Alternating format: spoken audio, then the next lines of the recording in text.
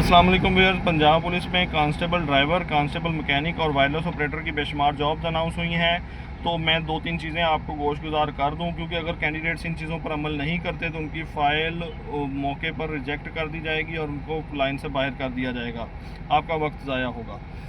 آپ اپنی فائل کے اندر یوز ہونے والا اپنا پولیس کریکٹر سرٹیفکیٹ زیادہ سے زیادہ 15-20 دن پرانا استعمال کر سکتے ہیں، 6 ماہ پرانا کریکٹر سرٹیفکیٹ اب نہیں چلتا۔ آپ اپنا نیا کریکٹر سرٹیفکیٹ ہماری شاپ سے اپنے اصل شناختی کارڈ کے ساتھ وزٹ کریں اور آج ہی اپلائی کریں۔ اس کے علاوہ آپ اپنے تعلیمی کاغذات،